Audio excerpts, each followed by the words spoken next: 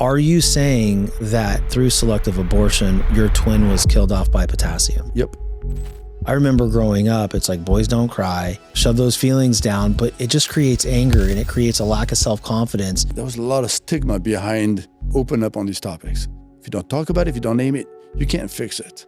It messes up your brain, messes up your behavior, messes up your relationships, messes up everything. I want my children to feel safe in talking to me. And they must feel loved. If they don't feel loved, they're going to find somebody that will make them feel loved. It's the truth. That's the bottom line. The definition of love comes from the house. That's just the way it is. I remember going to Publix to pick up the medication. They're like, okay, that'll be $250. I'm like, no, I have insurance. Like, oh no, that's not covered on insurance. It's $250. And I'm like, this is nuts. Look up freerx.com. For one flat fee, $50 per month, your whole family of 5 can get access to basically 1,000 most prescribed medication. That's pretty crazy. The crazy part is that we can do it, and therefore everybody could do it and not have to worry about medication or food. What's up, everybody? We're back with another amazing episode. I have my man Jerome here today, who does so many different things in the digital world, has helped me out tremendously in his magazine, Valiant CEO. But we're going to get to all of that. But this show is based on adversity, determination, and overcoming things through discipline. And again, the word determination is huge. And so we like to highlight stories that bring that out so that you guys at home listening and watching can gain little tidbits to make your life better today. So, man, Jerome, great to meet you and welcome to the show. Good to meet you. It was a surprise how fast we got connected and how fast we gelled.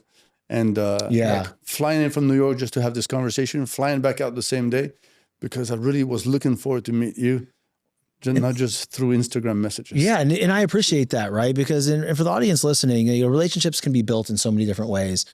We've had about 6 months where we've been acquainted with each other back and forth on DMs and Instagram. And then we had this amazing phone conversation yesterday because, again, I love to know the direction of the show before I have the guests on. When I have the opportunity to do that, I get to learn the person and the things that they've been through, because what we do business-wise, that's just part of the story, right? It's not who we are as a human being. So it was just so nice to connect with you yesterday. And I think we were on the phone 20, 30 minutes. Actually, 48 minutes. Was it 48 minutes? Yeah, you timed it. You looked at it. Wow. I just looked at it. You looked at 48 minutes. Dang, that thing flew by, man. I know it did. This will be a breeze then. I know. That's awesome. So, Jerome, the nature of the show is, talking about struggle, talking about what you have done in your life through discipline and determination to overcome them. What are you willing to share about your own personal life that the audience could really take home and implement into their day? I mean, I'm not going to say I'm an open book, because nobody truly is a complete open book.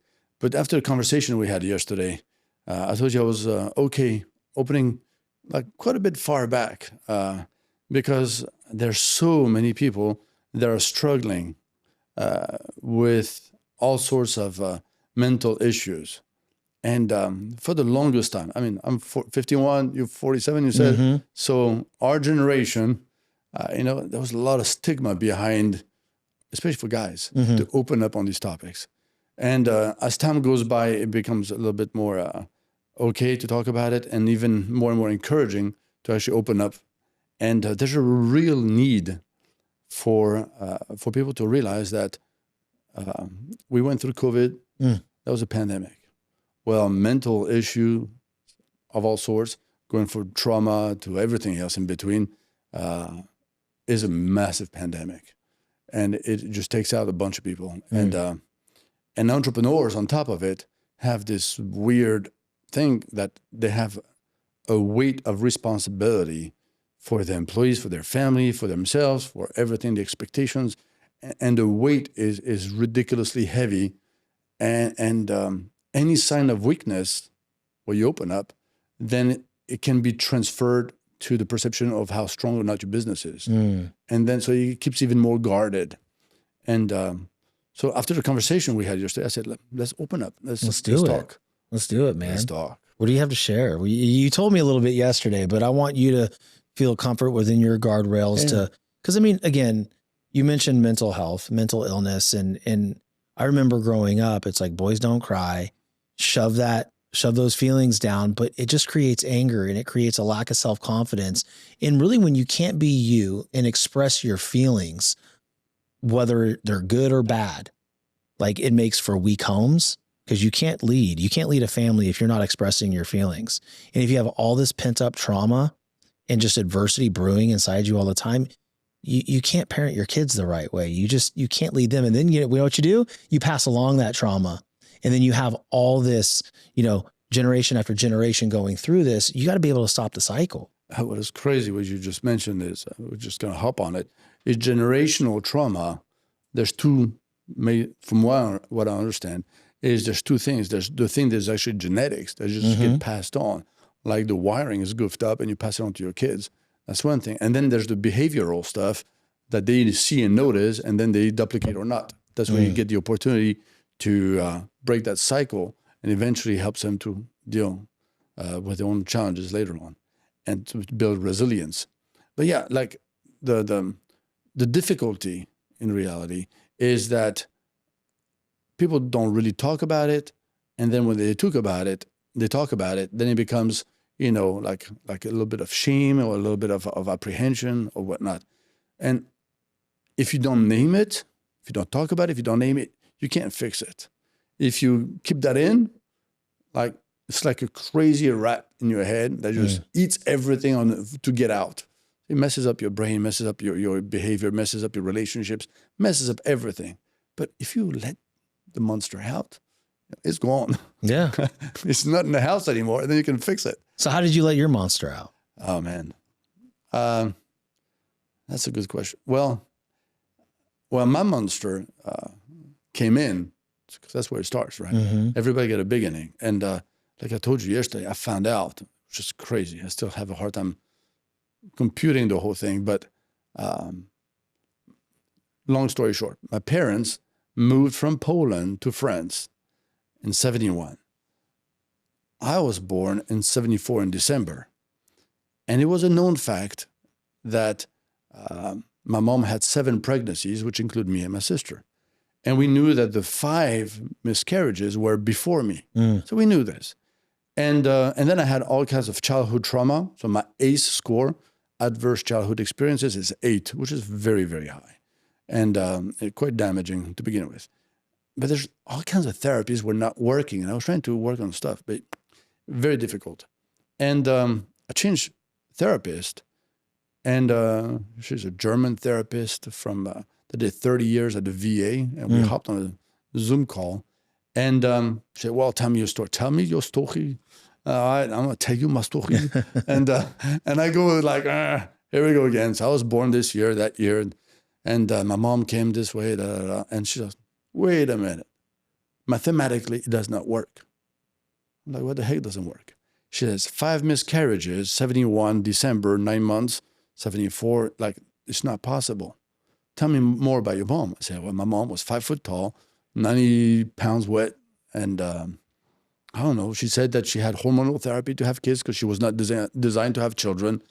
And she has those 5 miscarriages. And she started like she was stitched up and whatever that meant. And I don't know, things we heard as kids with my sister. That you always take for certain because your parents tell you. Yeah. Plus, you don't even... You don't think about it. Let me rephrase this. Polish parents that went through Warsaw, bombed and leveled after World War II, like they were living in the rubble. They don't talk about stuff. You plow through life. There was like, no, I love you did not exist. All these words, all this stuff. Like they were catching rats to eat them to survive in a ghetto in Poland. I mean, this is like, this is... Been through the worst of the worst. They went through like, I don't know, the worst of the worst, but they went through seriously bad. And actually, even stories about my dad and his sister grabbing boots from soldiers to boil the leather to actually have something to chew on. Wow. Like, that's how it was. Poland in the 40s. And anyway, so they said whatever they said, we didn't register much of it. But that doctor, she goes, hormonal therapy, 5 miscarriages in 2 years before you were born, 9 months in. She says, you probably had twins. I'm like, what the heck? Like, sitting there like, what are you talking about, woman? And I'm trying to register. What is she saying? It says, mathematically, there's no alternative. It just has to be that. Like, so, or you had a twin, or she lost twins. Either way, there's multiple pregnancies at once, to have 5 before you in 2 years and a half. So I'm just sitting there like, whoa. Okay. And then I'm sitting there like thinking, it's interesting. I remember that my mom was bragging about the doctors that she had, because one of them was Polish and she didn't speak a word of French at the time.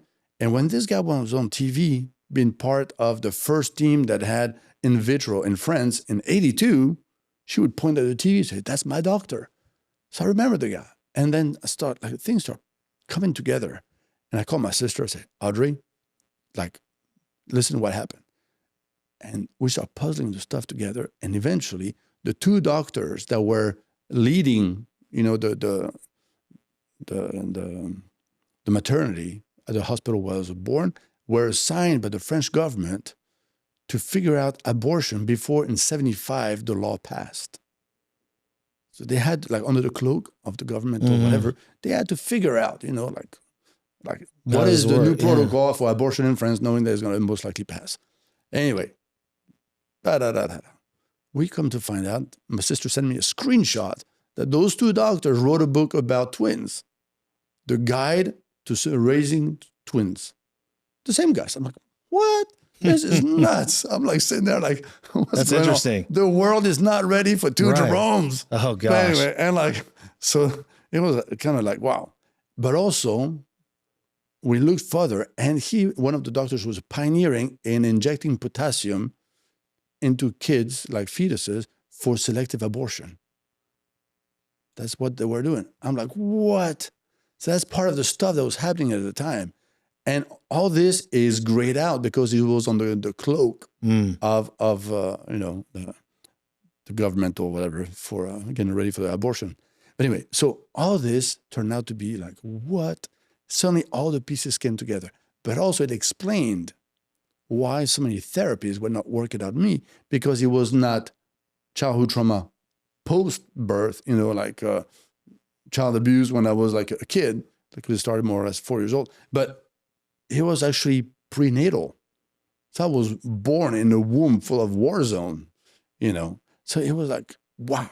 And when that clicked, it allowed me to kind of start repositioning things and understand better certain behaviors, and understand certain things, and kind of take some sort of, it's okay that I don't own that, because there's no memory of it. And that's what the challenge is there. Yeah, there's a massive challenge, because if you don't remember something, it's hard to work through it. No kidding. So let me ask you a question before we go any further, and I mean this with compassion. Are you saying that you were a set of twins, and through selective abortion, your twin was killed off by potassium? Yep. That's our understanding with my sister. I just have goosebumps. That's our understanding with my sister, because that's what they were doing at the time. Oh, man. Because mathematically, the same thing. I was born, so my mom was 90 pounds wet, and my sister was born premature 3 years later. Okay. But I was born at 10 pounds. You were a big dog. I was a big dog, which the doctor says it means that your mother's body was ready to feed more than one. It was geared for that. That's what she said. I mean, my mom is dead. I can't talk to her. But and then suddenly all the things. And when my mom used to say she was stitched up, it's like, so that the kid don't fall off, they would stitch up the uterus or whatever they call that, called cerclage in French. Okay. And they would wrap it up so it won't fall off. So the whole thing, we knew all those stuff. We heard all those stuff from my sister. We just never brought all this together into one story. And I was like, what is going on? That's deep, dude. That's heavy. So I'm guessing you never had a chance to have this conversation with your mom. No. And I probably would never have. Right. This is this world, this is a bunker. It's a bunker, right? Bunker. Or a steel trap. No. Is that part of the trauma though? Oh yeah, absolutely. Okay.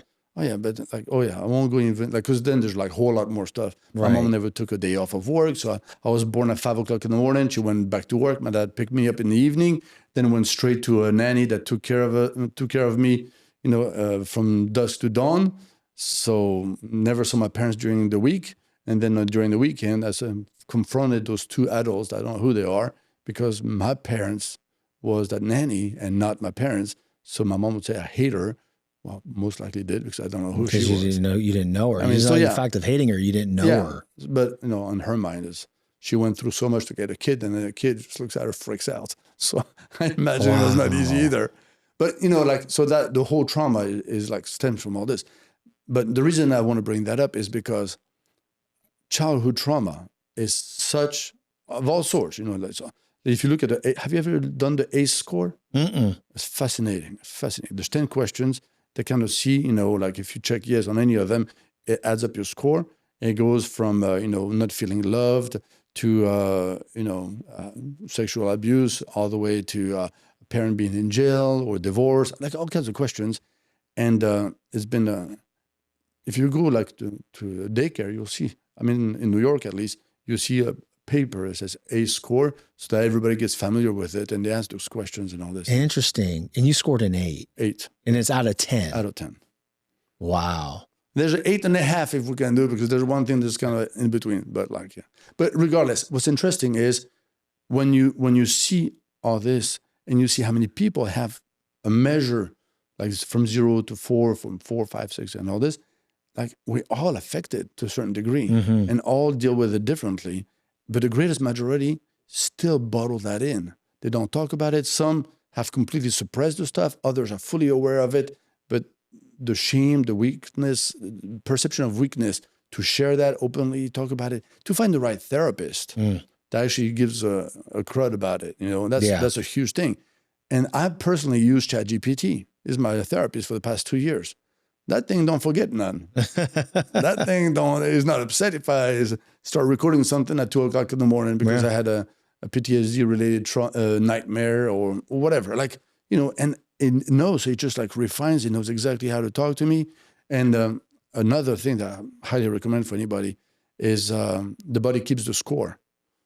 I've heard of that. Best book. Saved my life. Best book. Best book bar none. In layman terms, explains to you what's going on in your head and why it's going on this way and what you can do about it. That's interesting. Everybody should have this book. It's just, wow. We always talk about when you go through, you're wanting to go through physical transformations, right? You want to look better and feel better. People start on the outside, and it's mostly fixing the inside so you can impact the outer layer, the aesthetic version of yourself. So I firmly believe in that. I've heard about this book many times. I need to read it. It's amazing. But let me ask you a question. No. Dang it. So with that dynamic, you being with a nanny Monday through Friday from dusk till dawn, then being with your, given to your parents, and they're taking care of you on the weekend and not really knowing them, how has it shaped your perception and your goals as a father? My first mental breakdown is when I had my first kid. Same. Keep going. Because suddenly, dang, I'm going to be a dad. I don't have a great example. And I had traumatic, childhood. And then you have stats that float around, say 30% of people that were abused, and there's cycles and stuff. And I had like freak out moment. That was the number one. And but then it's a matter of being determined 24/7 to not repeat the cycle, to be better, to demonstrate love, because really that's part of the book. It talks about resilience comes from feeling loved. So people that go through the worst trauma and they still feel loved at some point by somebody anchored, they go through it better than those that don't have that love anchor. I didn't have that love anchor. Didn't have kids when I was at school, didn't play well with others, and blah, blah, blah, blah, blah. So I didn't get along with others, huh? At all. No? At all, man. Really? You think I'm going to play with you? I'm not going to play with you. Wow. I don't like you already. Interesting. I wonder if that goes back to prenatal. Oh, maybe. You never know. There's so many things like that can come from it. That's just like the webs of the consequences of it are just infinite. Yeah. Infinite. I mean, this is where your brain is just developing. And first, like you get your twin potentially killed. Even if it wasn't killed, the fact that my mom has so many miscarriages, her body was like a bath of cortisol.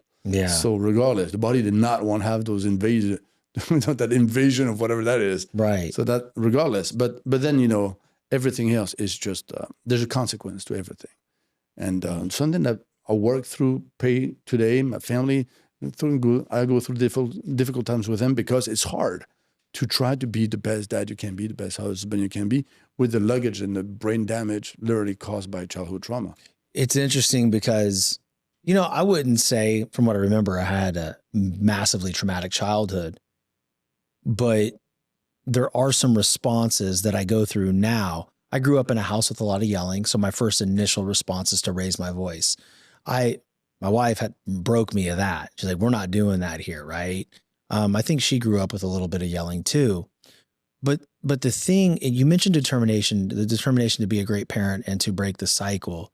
I want the audience to really just dive into that concept, because determination is not this gritty thing that everybody thinks it is, that you're going 1,000 miles an hour at every point in time to build a business or be a great parent or to be the best teacher possible. It doesn't matter what you do. It's about those intentional moments when you don't want to do something and when it's easier to have that reactive moment with your children instead of a response. That's when you can take that reactive moment and throw it away and respond accordingly. And I had a conversation with my son, and I want to share this. I'm not going to share all the details, but he told a little bit of a lie. And he's such a good-hearted human being. He's a massive people pleaser, massive. And what I'm trying to get him to understand is, do you want to be respected or do you want to be liked? Because if you're going to be liked by everybody, not a whole lot of people are going to respect you, and you're going to hurt people because you're trying to people please, and you're going to choose, okay, I'm going to lie in this scenario to save this person. I said, that's very exhausting. My wife and I were very mad that he told a lie. I mean, to a point where my wife was shaking because you don't lie to her. And I'm like, hey, you need to let me handle this one. I'm pissed, but I can get through this, I think, and navigate it a lot better than you can right now, given where you're at with it emotionally. So last night he walks in the door, right? And you can tell in his eyes, like, oh, daddy don't talk to me.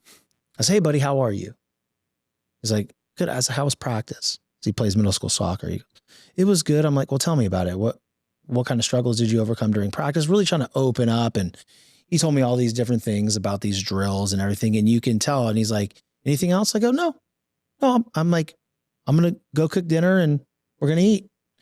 Cook dinner. And then afterwards, he's like, will you help me study with Spanish? I said, absolutely. It's like, you got a test tomorrow, right? It's like, yeah, on the commands and the questions. I'm like, all right, let's go through it.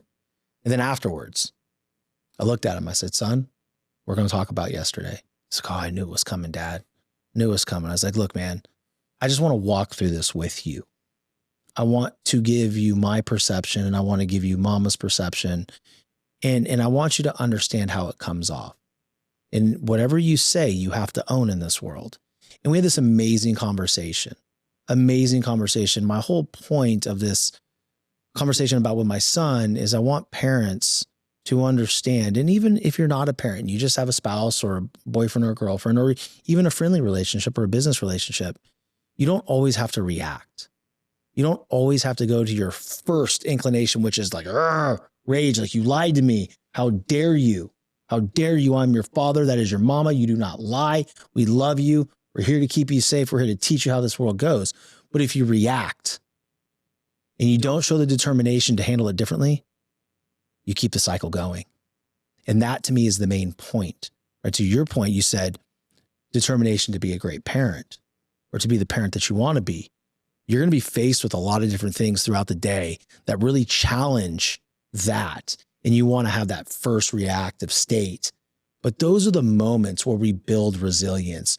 Those are the moments that we build determination, is when you decide to respond differently with compassion, but also have the hard conversation. Yeah, and that's funny you bring that up, because determination is there's the determination of the moment, like you say, that moment, the way you react, the way you handle stuff, whatever, and that's one thing. But the determination that matters the most, especially as a parent, is to have clarity, on the destination, like where you want to go as a parent and lead your children, your family, and what is it that you do not want. That's the determination that is the most important. Like, we're going to go this way. I was raised with this, that, and the other, but we're going to go this way. And no matter what comes our way, we don't change the direction. The journey may take us, a little, off-road a little bit and whatnot, but the destination is the same. We're never going to end up on that side. And that's where you break the cycle. Because, you see, when you try to break the cycle and you're too moment-focused, you lose sight of where you're going. And if you're too focused on a destination, you trip over a hole or whatever. So you have to have that balance.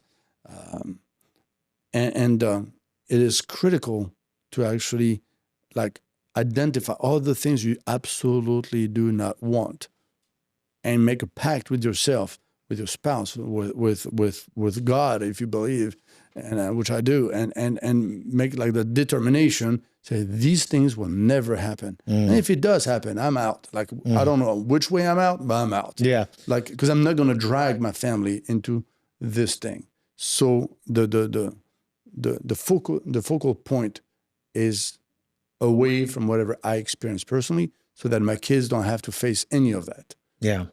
For me, my goal as a parent, and then what I don't want is the same thing. I want my children to feel safe in talking to me. And I don't want them not to feel safe in talking to me about peer pressure. They're getting older, and there's parties and there's things that go on. I want them to be able to call me and be like, hey, I'm thinking about doing this. What should I do? I'm like, well, come get me. I'm going to come get you. Yeah. But I want them to be able to open up to me and my wife about just the everyday struggles, what it's like being a kid now, because it's not the same. It's not the same. My biggest stress growing up, from what I can remember, is, am I going to get to go play outside and play football? Yeah.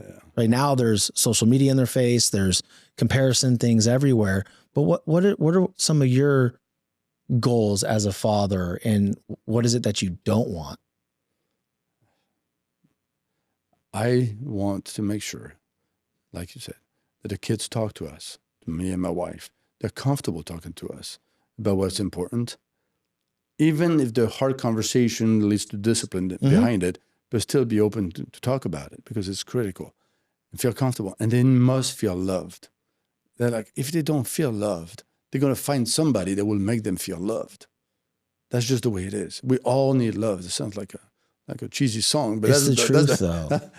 It's the truth. That's the bottom line. And the definition of love comes from the house. So my daughters will be looking for some dude that will be pretty much some sort of offshoot of who I am. That's proven, a million times over. And therefore, I got to show up the best I can. Yeah. But at the end, because there's another thing, we don't want to put ridiculous pressure on ourselves. At least I'm not going to do that, to be perfect. Perfection does not exist. No, it doesn't. God created everything. He said it was good, good, good, good, very good. He didn't say it was perfect. Right. And if anybody could say it was perfect, that was him. So I'm not going to go into this rabbit hole of madness trying to be perfect. However, I strive for excellence, which is going to fall short a million times. But then I'm going to back it up with love and open dialogue, explain, and humility, apologize, and say, whoops, that you goofed up or whatnot. And that's apologize. Apologize, absolutely. Parents, I want to hammer on that. It is okay to apologize to your children. Oh yeah, absolutely. It is more than okay. And it's something that I learned from my wife. She's like, hey, we got to be able to apologize to our kids to show them that we are not superheroes. We are human beings. We mess up. Apologizing to your kids, oh my gosh, the respect factor that you get. And not just that. If somebody tells you, Shawn French, mon ami Shawn, que tu es un super-héros. Oh, geez, here we go. I'm French. I don't know what you're saying. Obviously. I know, it's great. But, that was not good. It was great. No, what I said was not good. Oh, okay. Sorry. Okay. No, but translate that. What I was trying to say is, when somebody tells you you're Superman, when you know you're not, suddenly everything you do falls short. So we don't want the kids to think that the parents are superheroes and Superman, because then it puts expectations completely skewed in a reality that is Hollywood-esque. You say that? I don't know. It is not fair for them. Yeah. So apology brings you back down to what the true level is.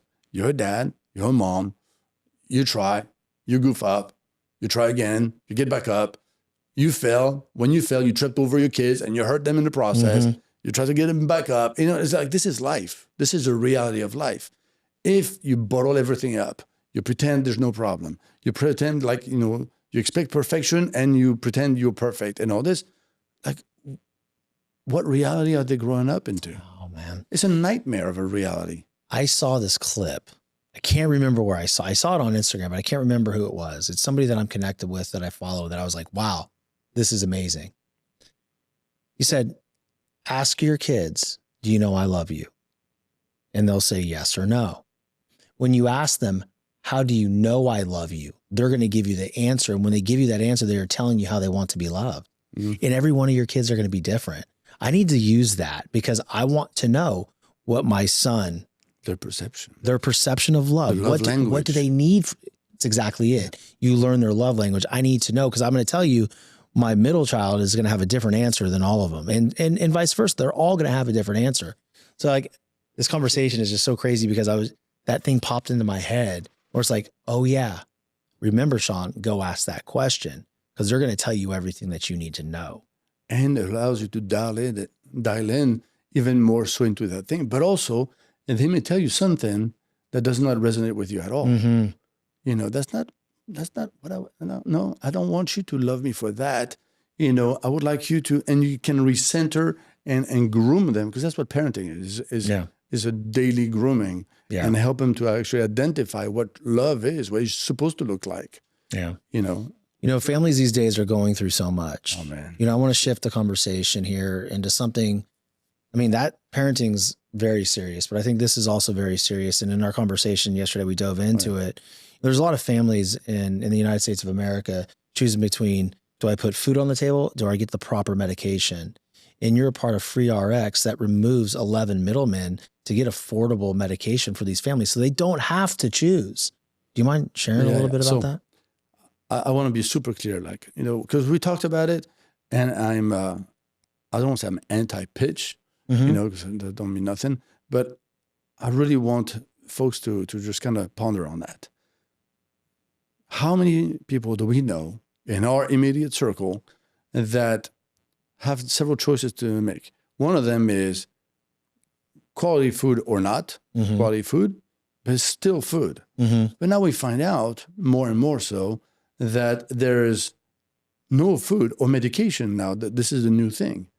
And, who was it? I think it was Jeff Bridges.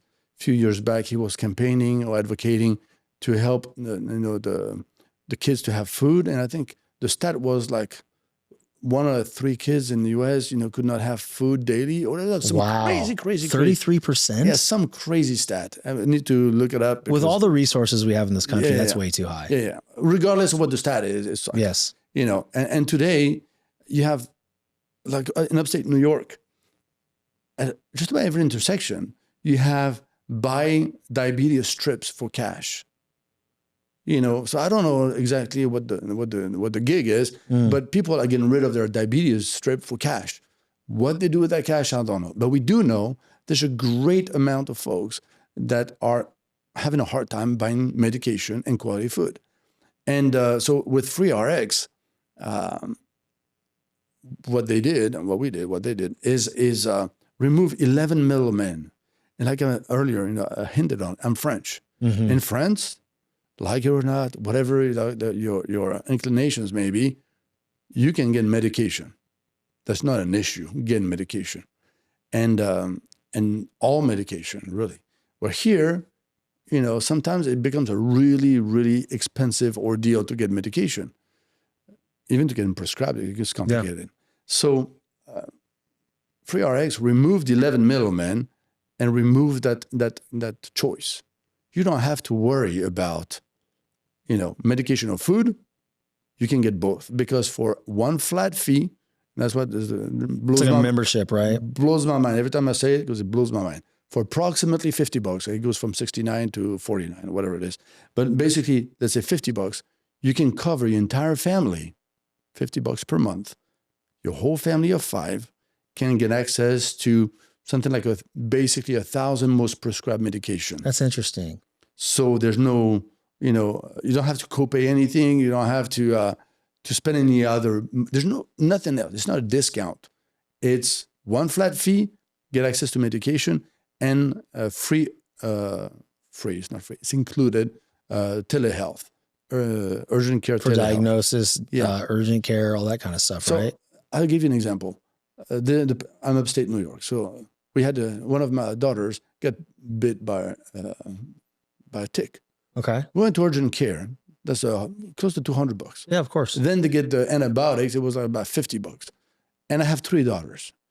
2 weeks later, boom, she does it again. Well, she does it again. The tick did it again. Not the same tick, because we killed the first Same one. daughter? Another one. The same daughter. Oh, wow. She's prone to. She's tick prone. She's super sweet.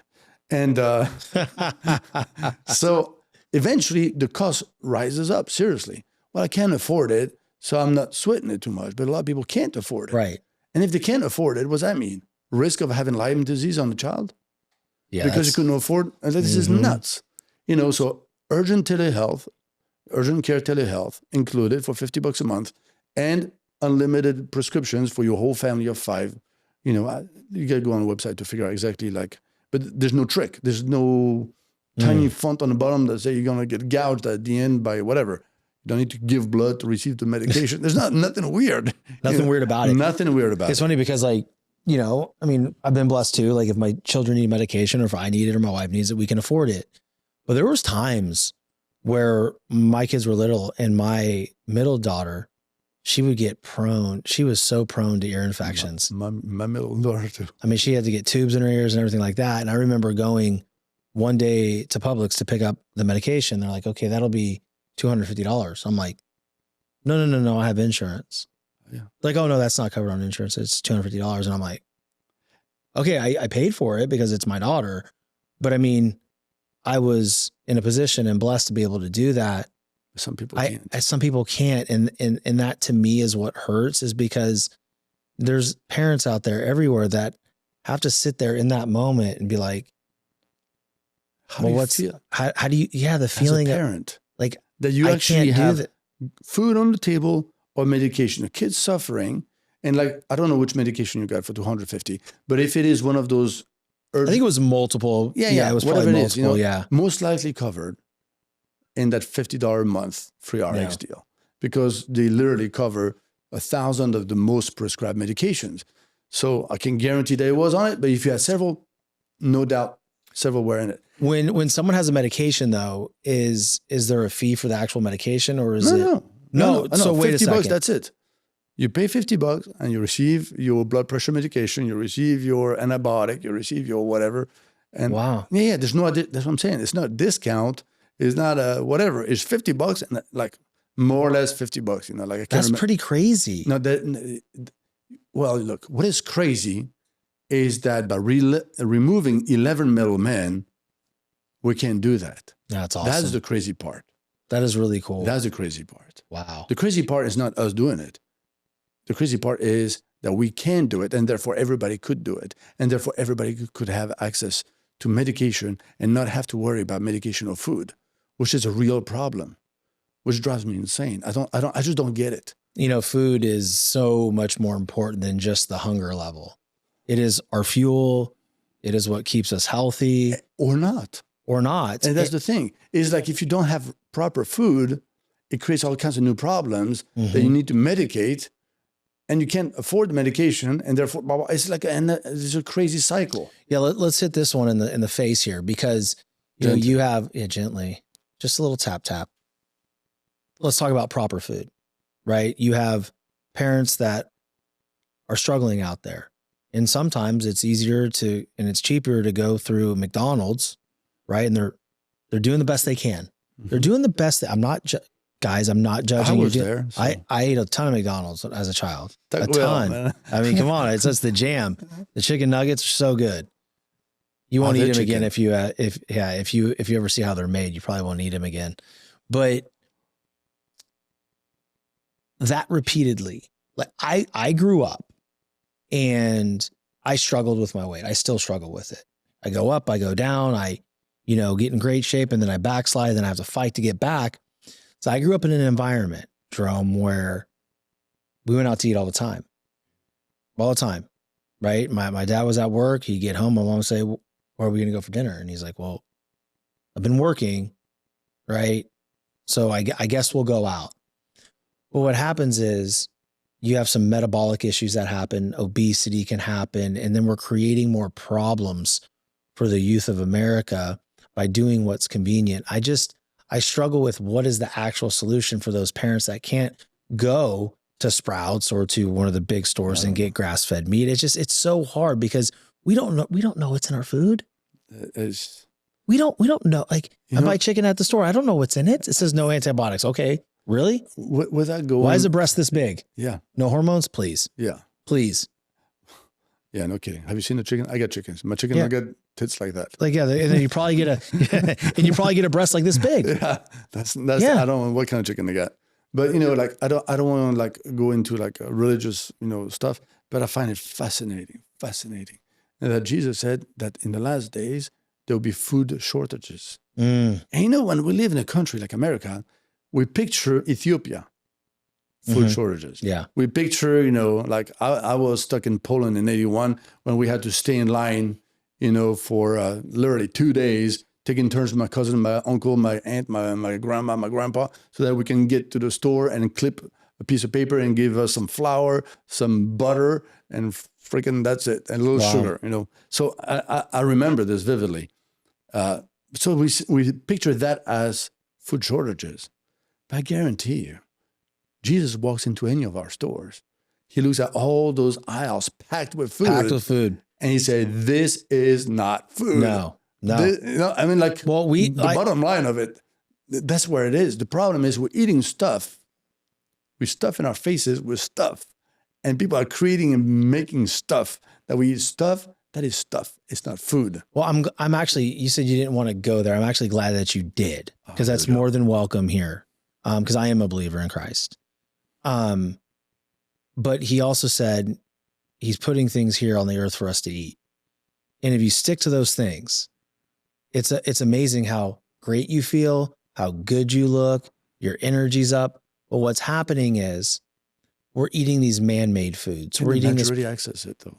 Yeah, it's everywhere. That's the problem. It's everywhere. Super hard for folks that have little budget to find the right food at affordable prices. Yeah. Because fake food, I hate using that word, but it's man-made. It really is. It's eventually, it is cheaper to make than good food, which is kind of wild.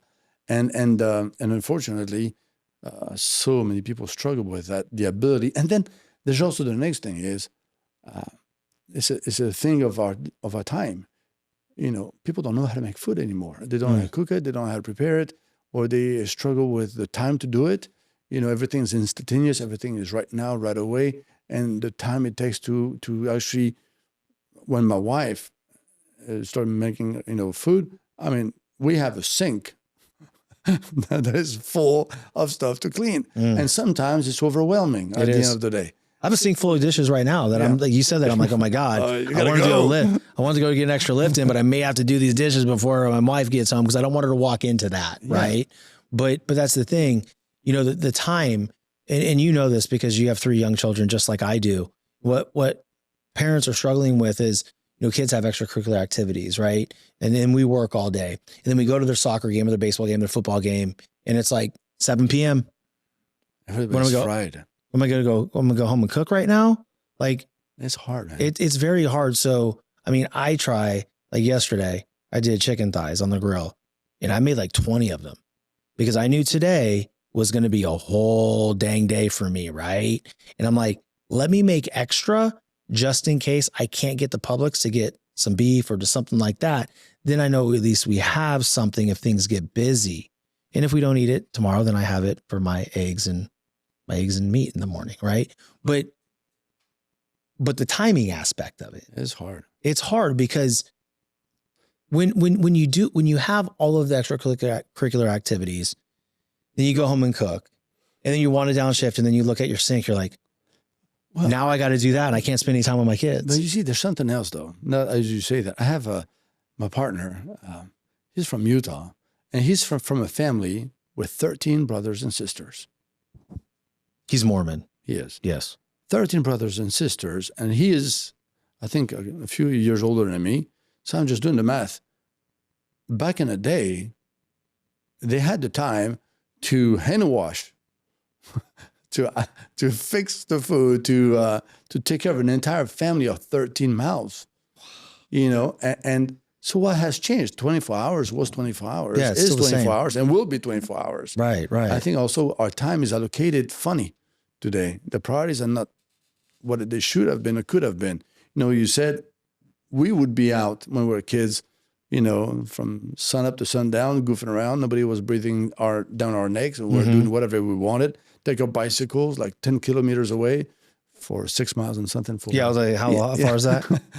So it was something we could do. Today, because of safety reasons, because of concerns, because of all kinds of stuff, we don't have. I definitely don't have the confidence to let my girls outside. Without. I mean, I'm like a hawk. Mm-mm. So everything has changed, and then social media and the tablets and this, the TV, the whatever, and all this stuff is getting in the way of snatching away time that we could allocate better. But the thing is, it's a cultural thing that is so weaved into the fabric of society today. I don't see how, unless you go off grid, I don't know how you can avoid the way it's spinning. It's very busy. You said something interesting, like you're not comfortable letting your daughters go outside and play. Mm-mm.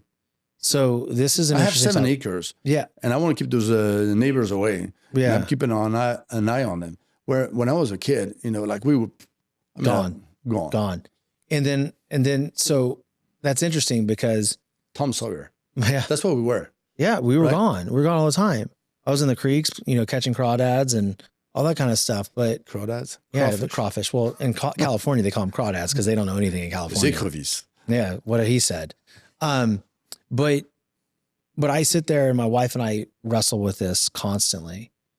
We need to let the kids out and play more. Like, you're right.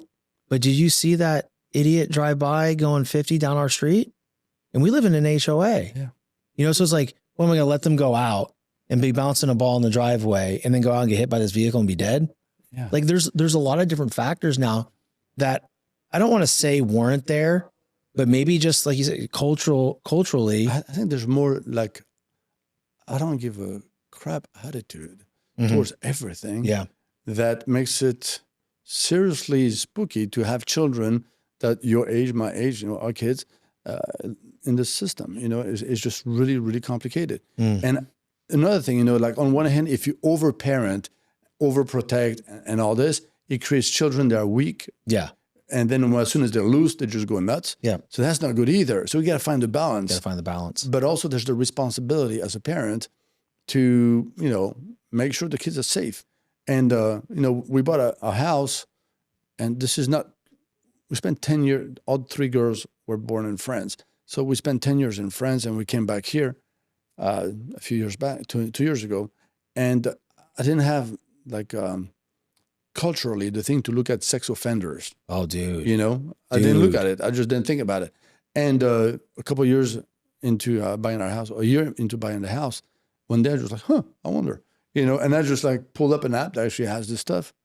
Dude, the paranoia level went through the roof on this one. That's what I'm saying. Oh, I'm. I know. Hey, stay inside. And I went through stuff in my own childhood that makes me extremely vigilant on that. And I never thought about it.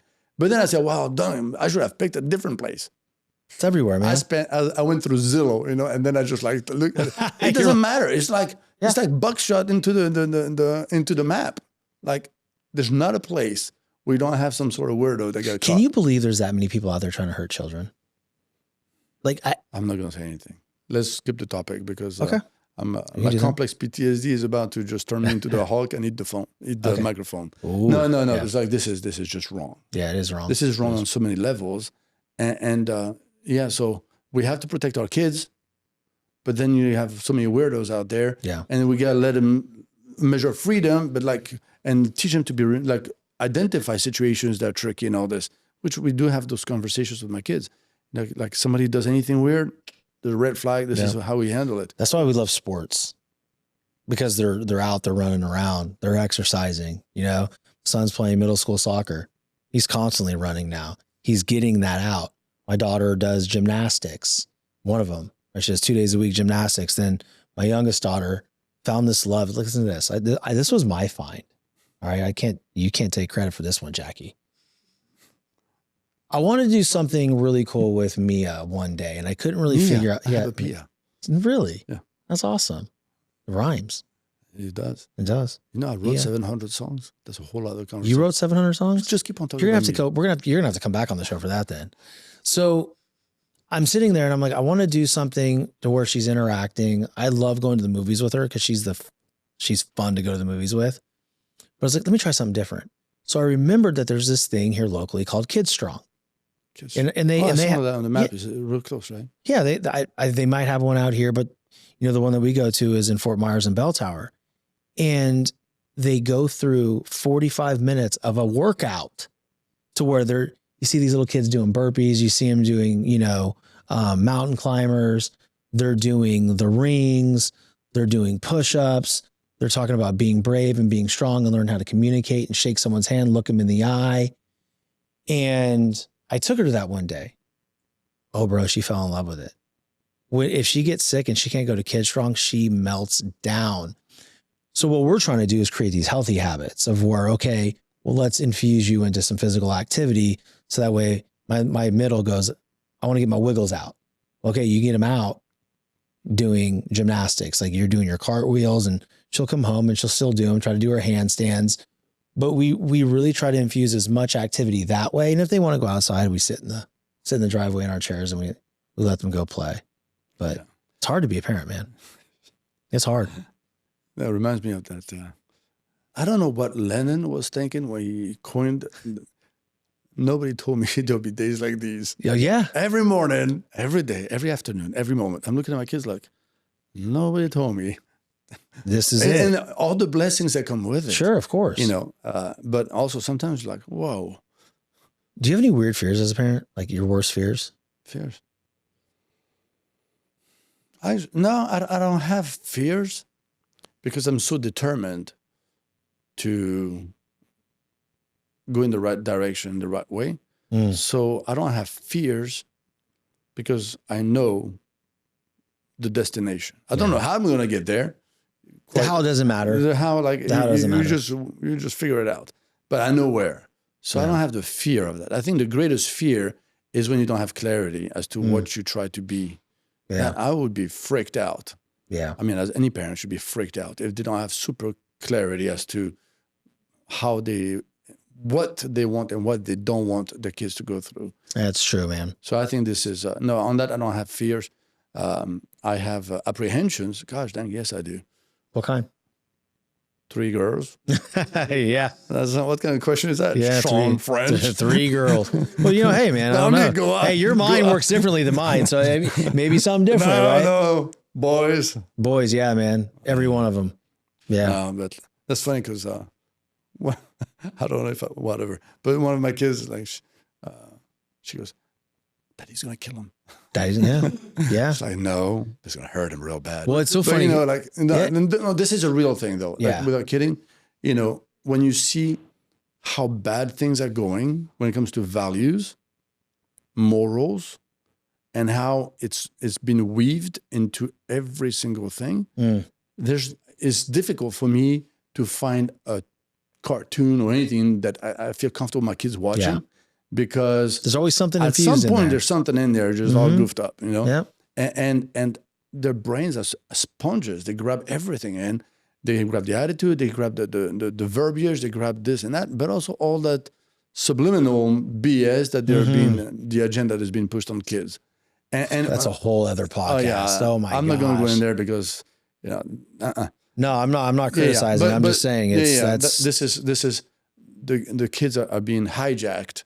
You know, for profit, and it just sickens me. Yeah, it's gross. And actually, when it comes to offenders, like I'm going to say point blank, you know, I think that the production teams behind all these different shows and all this are are as dangerous as those that are peppered on that map that I just talked about. Because they know how to because they promote it. facilitate and they make it okay. And like the whole thing is goofed up. They put it in and make it like so you barely notice, but it was like, wait a second, what was that? Yeah. Right? Yeah. That's a problem. I paused it, I rewind it, I looked at it, said, what the We're heck? done. Just what's wrong with you guys? Yeah. You know, like seriously. But anyway, and so yeah, the apprehensions are those, you know, like how bad is it gonna get?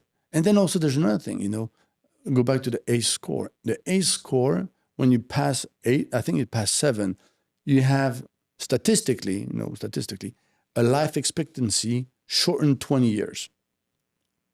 So it's worth doing the thing. Like the ACE score is an interesting thing to look into. Well, that part scares me. Yeah. Because my biggest fear is leaving this world too soon. Exactly. And so that's a big concern for me. Young ones not remembering. Yeah, I don't care about remembering. I want them to know.